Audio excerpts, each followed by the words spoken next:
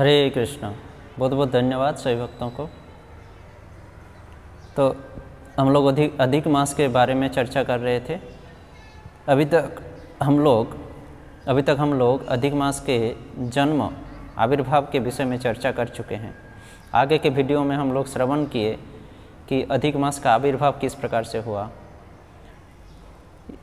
दूसरे जो अन्य जो 12 महीना है, वैशाख ज्येष्ठ आषाढ़ श्रावण, इन 12 महीनों से ये अधिक महीना या अधिक मास अलग है। अर्थात अलग समझेंगे तो इनका आविर्भाव इन 12 महीनों से 32 महीना बाद हुआ था। वैशाख ज्येष्ठ आषाढ़ श्रावण जो 12 महीना है, इन 12 महीनों से अधिक मास 32 महीना का 32 महीने की छोटी थी।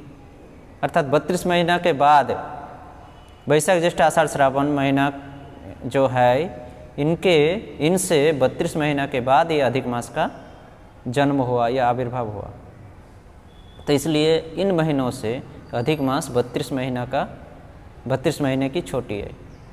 तो 32 महीना के बाद जब पहला कालचक्र हुआ था, प्रथम कालचक्र, और उस कालचक्र में जब अधिक मास का जन्म हुआ, आविर्भाव हुआ 32 महीने के बाद, दूसरे महीनों के 32 महीनों के बाद, तो उस समय अधिक मास का कोई पति नहीं था। उनको ग्रहण करने की कोई देवता, अधिष्ठाता देवता नहीं था।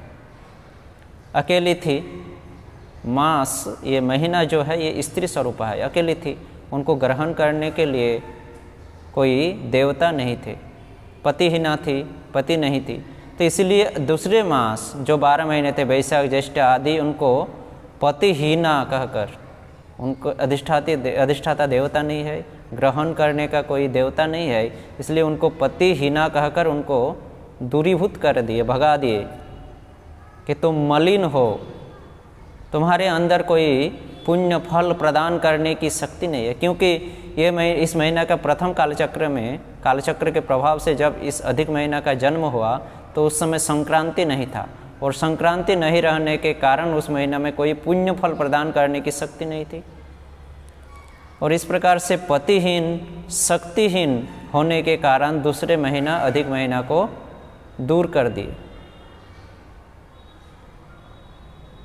फटकारते हुए, मजाक उड़ाते हुए उनको दूर कर दिए कि तुम पतिहीना हो, फलहीना हो, मलिन हो। इस प्रकार से दुख से कातर होकर अधिक मास रोते रोते वैकुंठ में भगवान श्री कृष्ण के पास, भगवान विष्णु के पास आकर पहुँचे वैकुंठ में, और भगवान विष्णु के पास आकर भगवान विष्णु से प्रार्थना करने लगे। तो अधिक मास क्या प्रार्थना किए उसके बारे में आज हम लोग श्रवण करेंगे।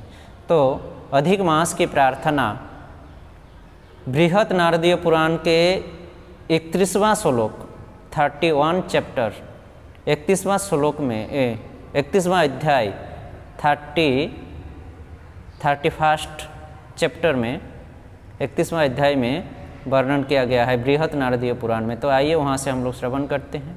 तो बृहत नारदीय पुराण 31 चैप्टर, उसमें वर्णन है कि वह अर्थात मल मास या मलिन मास या अधिक मास, जिसको दूसरे महीना मलिन और मल कहकर भगा दिए थे, वह मल मास दुख से कातर होकर, लांछना या अपमानग्रस्त होकर भगवान विष्णु के पास आकर कहे कि हे प्रभु, आप मेरे जन्मदाता हो, आपके कारण मेरा जन्म हुआ है।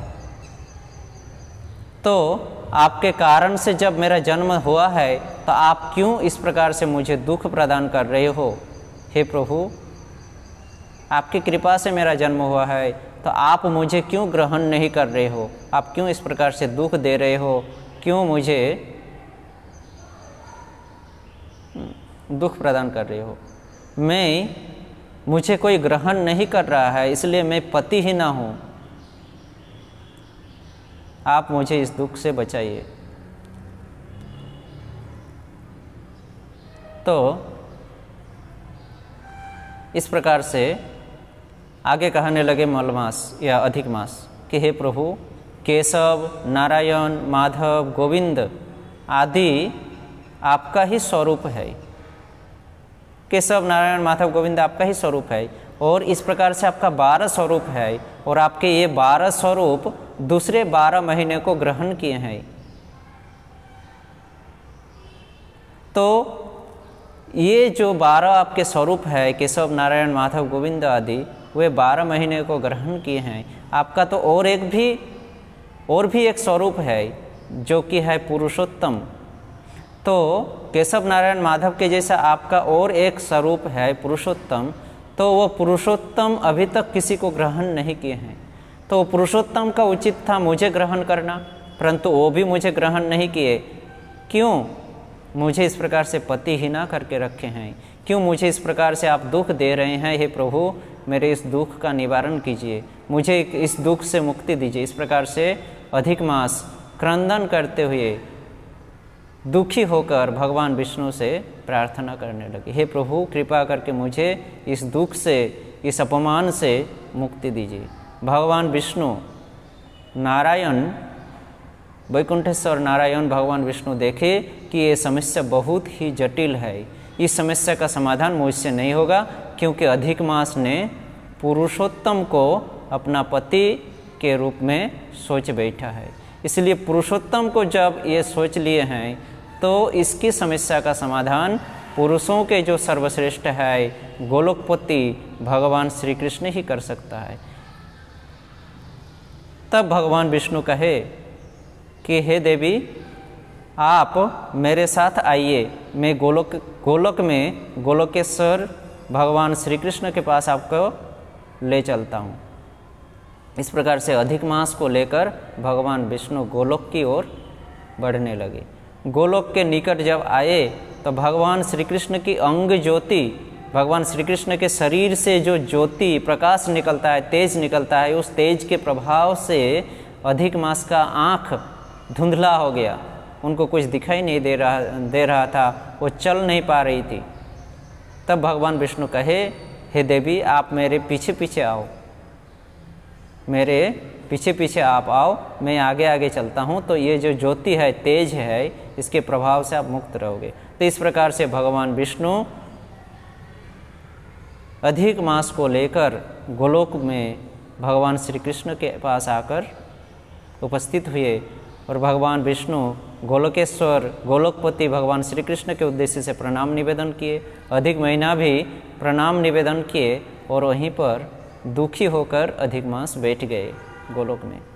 अधिक मास को इस प्रकार से दुखग्रस्त होते हुए देखकर भगवान श्री कृष्ण कहे कि हे देवी, आप किस कारण से इतनी दुखी हो, वो भी इस गोलोक में आकर।